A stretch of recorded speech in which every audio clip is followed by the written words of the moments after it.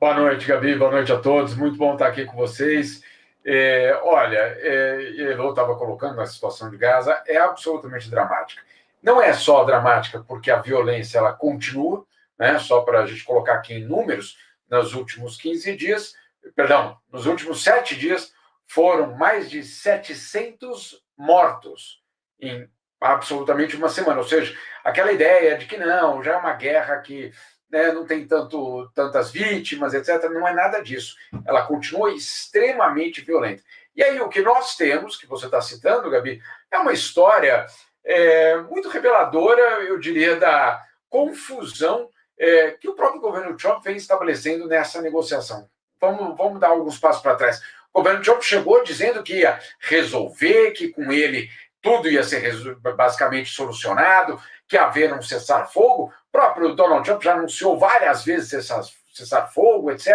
E agora, o que fez o Hamas? Disse que aceitou uma proposta americana. Quando eles falam que aceitaram uma proposta americana, Israel disse, não, nós não aceitamos. E o governo americano correu para dizer, olha, não, nós nunca apresentamos nada. Olha a confusão. Ou seja, nós estamos aí, obviamente, diante de uma guerra de narrativas, mas, acima de tudo, um impasse. Qual é o impasse? Como fazer para restabelecer um cessar-fogo e esse cessar-fogo, de alguma forma, leve a uma negociação para realmente acabar com a guerra? Fica, de ambos os lados, uma situação extremamente, eu diria, incerta. Do lado do governo de Israel, a pergunta, que é a pergunta-chave, quer dizer que se devolver todos os reféns, acabou a violência? Será? Esse é um primeiro ponto fundamental. Do lado do Hamas, até que ponto qualquer tipo de acordo vai ser de fato cumprido. Então, o impasse é total, o impasse é absoluto, por exemplo, na tentativa de, obviamente, fazer com que negociações possam acontecer.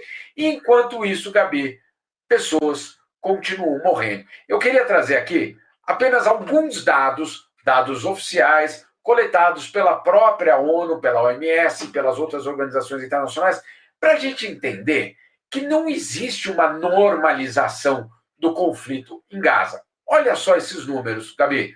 A OMS, por exemplo, a Organização Mundial da Saúde, acredita, ou pelo menos faz um cálculo, de que no total, desde outubro de 2023, no ataque do Hamas, 700 ataques de Israel contra hospitais em Gaza foram realizados. 700. Só nas últimas 2 semanas, quase 5% de todos esses ataques foram basicamente aconteceram. Outro dado fundamental, de todos os hospitais de Gaza, 94% deles, 94% de todos os hospitais de Gaza estão ou danificados ou totalmente destruídos. 94%.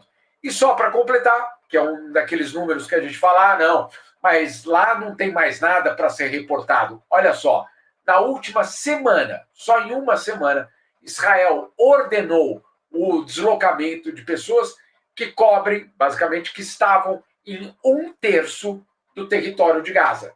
Ou seja, aquela ideia, Gabi, de que não, que está tudo resolvido, que agora há uma espécie de normalidade, que eventualmente cai um míssil aqui ou ali, não é nada disso que está acontecendo em Gaza. Gaza, desde março deste ano, há uma intensificação absoluta da guerra, e não só uma intensificação, um impasse total na negociação. Sabe o que me chama a atenção, Jamil Chad, mais uma vez, obrigado pela sua presença aqui. Os atores, né? Quem é que poderia chamar, por exemplo, uma conferência internacional? Os BRICS, eu não vejo assim uma movimentação forte, né, por lado da China, da Rússia. O Brasil até tem se manifestado. A África do Sul vinha se manifestando, aliás, vinha denunciando o genocídio. Por isso que o Trump fez aquele contra-ataque, aquele teatro contra o presidente da África do Sul, para constranger o presidente da África do Sul, um país que não tem tanto peso assim, mas tem algum, sim, tem algum, mas que não tem tanto peso, que vinha falando no massacre e tal. Então, Brasil, África do Sul, mas China, Rússia, né, as grandes potências europeias não estão se posicionando. Tinha que ser convocada uma conferência imediatamente, né, se a ONU não faz, Os BRICS não poderiam ou podem tomar diante disso? Você acredita que pode vir alguma coisa? E por que China e Rússia não avançam mais nisso, não tomam uma posição mais firme de questionamento do que está sendo promovido, do massacre promovido por Israel, Jamil? Rodrigo, você tem toda a razão. Em primeiro lugar, a África do Sul, como você colocou, claro, ela não é decisiva. Ela tem muito mais um impacto, eu diria, simbólico. Afinal de contas, um país que saiu do apartheid denunciando um outro apartheid. Então, é simbólico, ela, vamos dizer assim, tem lugar de fala. Se alguém nesse contexto tem lugar de fala, justamente a África do Sul, ao denunciar um apartheid, no caso, em Gaza, na Cisjordânia e toda a região. Agora, qual é a grande dificuldade? Em primeiro lugar, pelo menos a avaliação de que uma convocação de uma reunião multilateral, de uma reunião internacional, de uma cúpula, que não envolva Estados Unidos e Israel, eventualmente vai ser só mais uma cúpula para, de uma certa forma, fazer com que líderes possam ir dormir tranquilos, né, ou pelo menos com uma consciência limpa, olha, eu fiz a minha parte, sem que uma solução seja, de fato, levada adiante. Por muito tempo, Rodrigo, essa foi a percepção. Até que, nos últimos meses, ficou insuportável a situação e alguns países começaram já a costurar uma cúpula internacional em julho, em Nova York, justamente para dizer o seguinte, olha, vamos lá, não dá mais. Quanto de destruição precisa existir para que o mundo reaja? Então, qual é o plano? E essa é, vamos dizer assim, a tentativa de fazer isso até julho. Você criar uma espécie de consenso internacional, convocar essa cúpula para Nova York, e em Nova York você basicamente dizer, olha só, o mundo é a favor da criação de um Estado palestino seguro e que possa existir. A verdade, não estão aqui nessa reunião nem americanos, nem israelenses. Mas sabe o quê? Praticamente um consenso internacional. Então, é uma tentativa justamente de colocar pressão. Olha só que curioso, a gente fala muito na criação do Estado de Israel, né? Em 1947, 1948, a resolução da ONU 181, a famosa resolução aprovada por Oswaldo Aranha naquele momento, e que cria o Estado de Israel. Olha só como foi a votação naquele momento, Rodrigo. 33 países a favor, 13 contra e 10 abstenções. Não teve unanimidade. Ou seja, não foi unanimidade.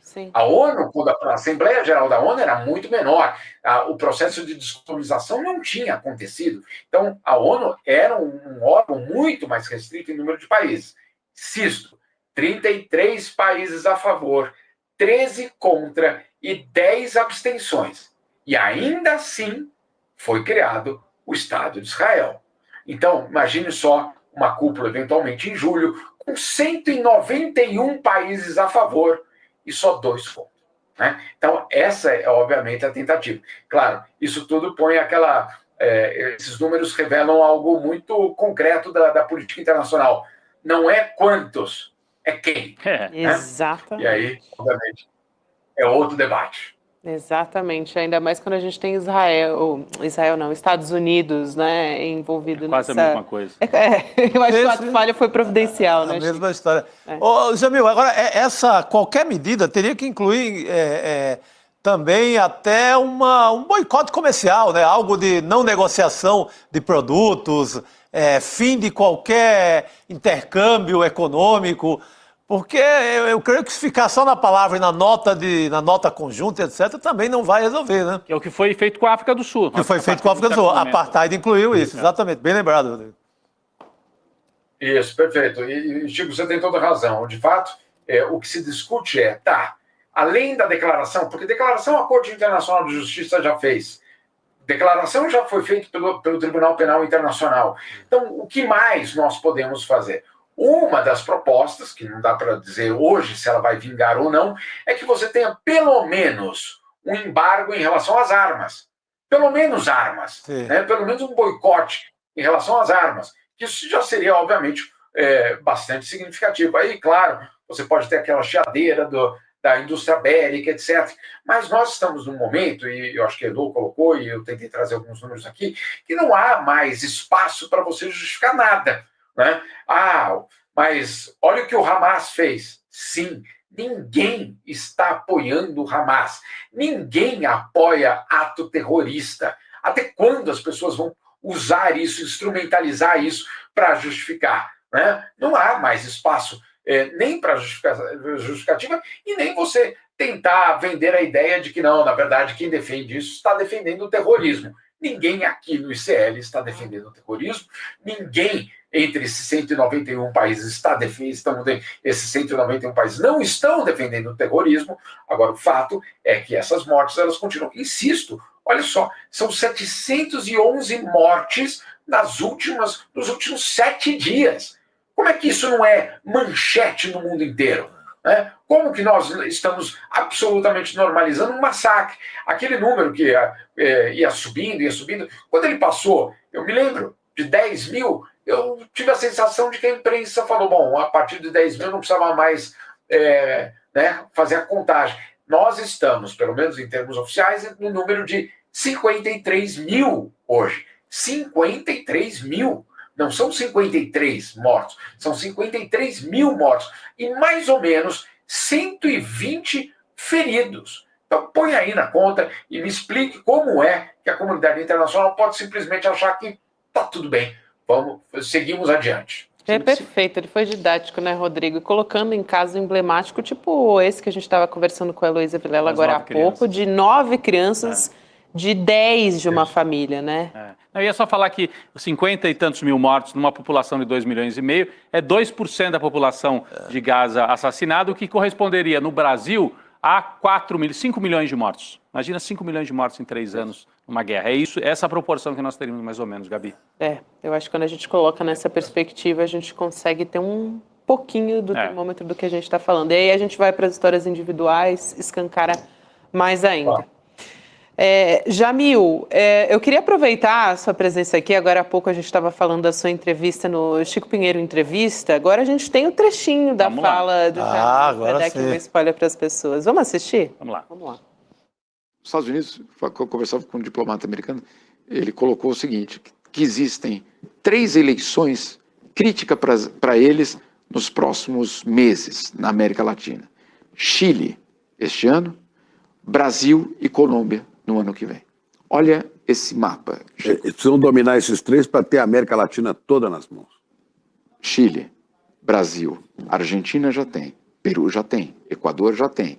Se a Colômbia também cai, você tem basicamente a América do Sul na mão da extrema-direita, ou pelo menos simpático, Paraguai também, o Paraguai é um enorme aliado americano hoje. E aí, obviamente, para Donald Trump é a transformação da América do Sul, pelo menos na América do Sul, no seu quintal. Já tem El Salvador, etc, etc. Então é muito perigoso. O que está em jogo na eleição no Brasil no ano que vem é muito mais do que só o nosso destino, é o próprio destino da América do Sul. Olha, é difícil, né? Depois essa fala de Jamil dá até um certo pano. Não, eu achei assim, interessante porque a gente saiu da questão de gás e tal e foi para o mapa da extrema-direita e a geopolítica aqui da América do Sul. Quando a gente faz essa contagem, são várias eleições. No Chile, eu sei que a extrema-direita é favorita, né? Na Colômbia... Tá perigoso também. Tá perigoso. E aqui no Brasil, continua perigoso, como a gente sabe. Por outro lado, né, Jamil, só para a gente dialogar com esse trecho, para quem ouviu assim, o que foi isso? É um trecho da entrevista do Jamil Chad, que entra daqui a pouquinho. Aí você 7 horas da noite. 7 horas, você assiste na íntegra. Mas aqui no Brasil também é uma situação bastante perigosa, mas a gente lembra que na Austrália e no Canadá, ser antitrampista deu certo. Porque foram derrotados os partidos da Austrália e do Canadá que eram trampistas, inclusive viradas na eleição. Então, talvez o Trump, se ele forçar a mão e fizer sanções contra o STF, pode até ajudar a derrotar o bolsonarismo aqui no Brasil, né? Um cabo eleitoral ao contrário aí. Eu queria trazer um pouquinho para o Jamil, já que hoje nós falávamos bastante do STF e desse ataque, né? E do contra-ataque agora do STF contra o Eduardo Bolsonaro, Jamil. Perfeito, Rodrigo, porque de fato o que existe na Casa Branca é uma tentativa de equilibrar alguns elementos. Primeiro, garantir que qual é o objetivo final? É atacar o STF? Não. É garantir que na eleição de 2026 um aliado seja eleito. Esse é o objetivo. Então, o objetivo não é o indivíduo Alexandre de Moraes ou as redes sociais, defender as redes sociais. É mais do que isso, é a eleição. Isso é o caminho. Então, qual é a sintonia que tentam estabelecer? Tá bem, olha só, se nós fizermos isso, se adotarmos medidas contra o Alexandre de Moraes, e Alexandre de Moraes não é um indivíduo, não é um cidadão brasileiro, e ele representa, e o governo brasileiro tem dito isso, um ataque institucional. É um ataque contra uma instituição da República no Brasil. Não porque ele é uma instituição, não é isso. É porque ele é, obviamente, um juiz da Corte Suprema e, portanto, qualquer tipo de ataque a um juiz da Corte Suprema vai ser entendido, vai ser considerado pelo governo brasileiro como um ataque a uma instituição brasileira. Muito bem. Se isso acontecer, qual é o cálculo dos americanos? Calma aí, nós vimos exatamente no Canadá, boicote, um partido que basicamente estava na lona, sendo resgatado graças a quem? Ao Donald Trump apoiar o outro candidato, né? Na Austrália, a mesma coisa. Na Alemanha, existe, inclusive, o medo da extrema-direita, e quando o Elon Musk entra para apoiar a extrema-direita alemã, o que há do outro lado é uma conscientização de, opa, isso está ficando muito perigoso, nós vamos para o outro lado. Então, dentro da Casa Branca, o equilíbrio é esse. Como fazer para mostrar que nós estamos presentes, mas sem ir muito longe? Porque se nós formos muito longe, o que vai ser criado no Brasil, como seria em qualquer outro país do mundo, é uma grande aliança de partidos de esquerda, de centro e talvez até daquela direita ainda não contaminada pelo bolsonarismo, se é que ela existe ainda, um grupo que poderia dizer, não, calma aí, aqui não. E aí esse aqui não poderia, obviamente, ser a ameaça ao bolsonarismo. Então, é um equilíbrio que está tentando ser considerado. O governo americano, nós trouxemos isso na semana passada, justamente do debate interno na Casa Branca. Depois, Marco Rubio foi lá, confirmou numa audiência na Câmara dos Deputados, inclusive com a mesma palavra que tinham me passado em análise. Essa foi a palavra que tinha me colocado, e ele usou basicamente a mesma palavra, o que significa que o briefing era o mesmo, né, Rodrigo? Sim. O papelzinho ali do briefing circulou da mesma forma. O governo americano agora avalia se isso vale a pena ou não vale a pena. Não descarto que aconteça, não descarto. Olha só o que Trump já fez na África do Sul, com o próprio Zelensky, com tanta gente aí pelo mundo. A humilhação que faz parte da política externa americana com Donald Trump é humilhar o adversário, humilhar o outro lado. Mas o cálculo é esse, calma aí. Se nós humilharmos, a gente vai sair ganhando ou perdendo. E essa é a questão central.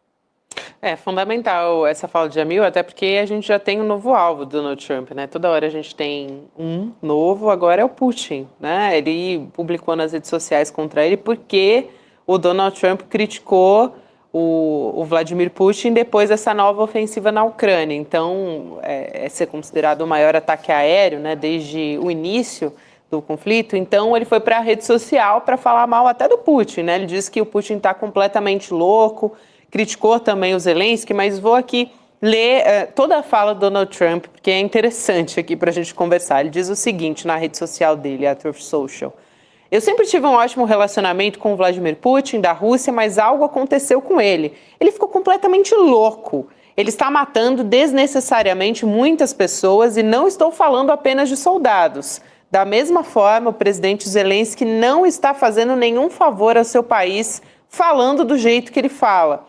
Essa é uma guerra que nunca teria começado se eu fosse presidente. Ali ele puxa a sardinha para ele mesmo, né? Essa é uma guerra de Zelensky, Putin e Biden, não de Trump. Estou apenas ajudando a apagar os grandes e feios incêndios que foram iniciados por incompetência e ódio grosseiros. Então, ele ainda por cima coloca a culpa no Biden, né? Assim, enfim, porque, claro, ele vai puxar a sardinha. Bom, de fato começou no governo Biden a guerra, né?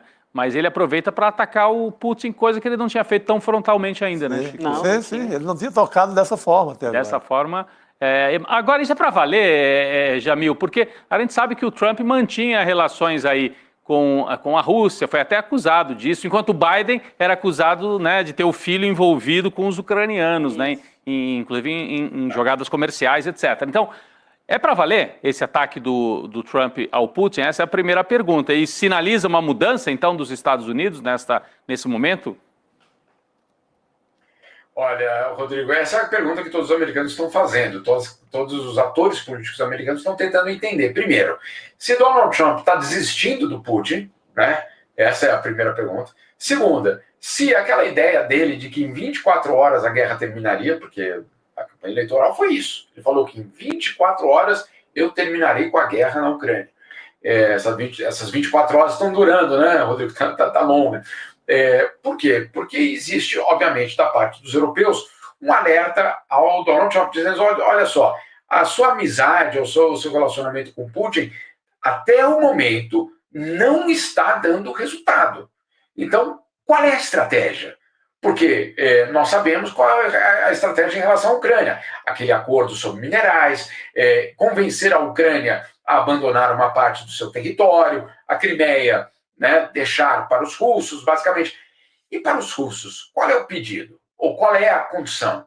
Então, não fica claro o que é, basicamente, hoje a relação entre Donald Trump e Vladimir Putin. Estamos todos esperando para saber se isso foi uma postagem de domingo, né, que você está mais distraído, etc., ou se tem algo por trás mais sério. O fato é que fica muito claro que aquela estratégia... Estou aqui brincando, né, gente? Estou aqui sendo irônico em relação à postagem de domingo, não é isso. Mas, para deixar aqui muito claro, o que todos estão observando é que, na verdade, quem é o grande, eu diria, manipulador, o grande articulador é o Putin, né? Que conseguiu, do lado de Donald Trump, em primeiro lugar, garantir que ele tirasse qualquer tipo de credibilidade em relação a Zelensky. Zelensky hoje não tem a mesma estatura que tinha antes de Donald Trump chegar, né? O Trump zombou do Zelensky, destruiu basicamente a reputação do Zelensky. Então ele consegue isso. Consegue também adiar de forma indefinida qualquer tipo de negociação. E enquanto isso a Rússia continua bombardeando. Tudo leva a crer que o grande, vamos dizer assim, negociador dessa história, como o Trump gosta de dizer, ele é o grande negociador, o grande articulador, o grande manipulador e talvez o grande negociador não esteja na Casa Branca, e sim no Kremlin. Ô Jamil, a gente falava agora há pouco, né, aqui para retomar um pouco o assunto relacionado aos objetivos, né, da Casa Branca e essa retaliação ao STF, mas a gente teve uma virada, vamos dizer assim, na história, né? Subiu um degrau, vamos dizer assim, que aqui no Brasil o STF agora, de fato, acolheu aquele pedido da PGR para investigar o Eduardo Bolsonaro, que está nos Estados Unidos encampando essa campanha não contra o Alexandre de Moraes só, né? Mas contra o STF. Eu queria te ouvir sobre isso, porque no fim das contas, né, claro, o objetivo é muito maior, mas o Eduardo tem falado abertamente sobre isso, vai nas redes sociais, já surfa onda. O próprio Paulo Figueiredo também foi, né? Assim que o Marco Rubio disse, a gente está, sim, avaliando as sanções contra o ministro Alexandre de Moraes, os dois já levantaram a mão, né? Não, fui eu que articulei, hein, gente? Fui eu que articulei aqui com a extrema-direita dos Estados Unidos. Então, Não, só um detalhe antes de passar para o Jamil, não sei se o Chico quer falar sobre isso. Essa decisão de hoje tem uma outra consequência, que é inviabilizar a eventual candidatura do Eduardo Bolsonaro. Ele vinha sendo cogitado para ser um substituto do Jair. O Jair Bolsonaro está inelegível, mas ia usar aquela tática de até o final mantém a candidatura, deixa um vice e quando ele desistir, esse vice vira candidato. Quais eram os nomes que eram citados dentro da família? Michele e Eduardo, porque o Flávio Bolsonaro não tem o mesmo peso, está enrolado com questões judiciais, e o Carlos Bolsonaro, a gente sabe que não tem condições. Então, sobrou o Eduardo. Agora, o Eduardo, respondendo a esse processo, ele não pode voltar ao Brasil agora. Se ele voltar ao Brasil, ele está correndo um risco seríssimo de ser preso preventivamente. Ele estava querendo voltar, né? Ele estava querendo voltar, porque para ele ser esse nome na manga do bolsonarismo, ele precisa sinalizar que ele volta ao Brasil. Respondendo a esse novo inquérito, que agora nós temos um inquérito, ele corre o risco imenso. Se voltar, dependendo do que ele falar, e ele está confrontando, ser preso. Ele não pode ser o candidato. Real. Então tem também a questão política. Eu acho que moveu uma peça a mais foi eliminado. O Tarcísio deve estar gostando até disso.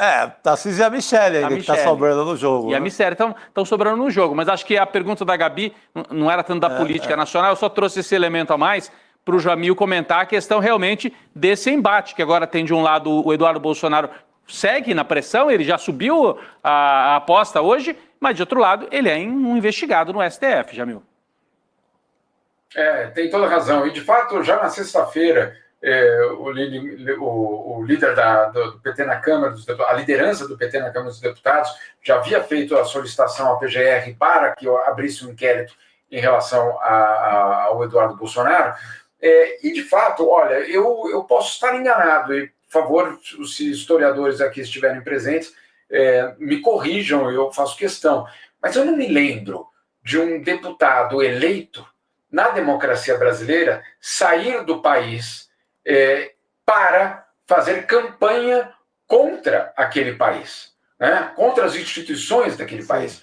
Nós tivemos, por exemplo, durante o governo de Jair Bolsonaro, sem dúvida nenhuma, grupos progressistas circulando tanto na Europa como nos Estados Unidos para alertar justamente sobre um ataque que poderia acontecer contra a democracia brasileira. E eles estavam certos. Os ataques aconteceram, a tentativa de golpe era real, né? Está tudo provado com documentos. Ou seja, havia um alerta à comunidade internacional sobre o risco de uma ruptura democrática no Brasil. Dessa vez é diferente. O que Eduardo Bolsonaro está fazendo no exterior é vender a ideia de que existe uma suposta ditadura no Brasil, que essa ditadura está prejudicando e está criando situações de prisões arbitrárias, de prisioneiros políticos, como ele chama. Ele mesmo fala que são sequestrados pelo Estado brasileiro, etc. Quando a gente sabe muito bem que essa é uma narrativa absolutamente falsa. Dizer que isso é uma opinião, perdão, não temos como aturar uma apresentação dos fatos dessa forma. O que a Procuradoria-Geral da República está dizendo é basicamente isso. O que ele está fazendo no exterior é uma ameaça às próprias instituições brasileiras e à democracia brasileira. Esse, vamos dizer assim, a base disso tudo. Cada vez que ele levanta a mão para dizer, não, fui eu mesmo, ele faz como aqueles que invadiram o Congresso Nacional. Fazem selfie deles mesmos, né, cometendo um crime. Ele está fazendo... não, mas ele tem todo o direito... você tem, obviamente, todo o direito de fazer a campanha que você quiser, desde que, em primeiro lugar, seja baseado em fatos, 2, não ameace a democracia no Brasil. O que ele está fazendo é baseado em, obviamente, desinformação, e o resultado que ele deseja é uma ruptura, basicamente, no Estado de Direito no Brasil. Então, não há nenhuma dúvida de que você está vendo algo extremamente sério. O que eu fico surpreso, e eu insisto cada vez que eu escrevo sobre isso, eu faço questão de colocar essa frasezinha nas matérias, Paulo Figueiredo, vírgula, neto do último presidente do regime ditatorial no Brasil. É ele que está defendendo a democracia? É isso mesmo?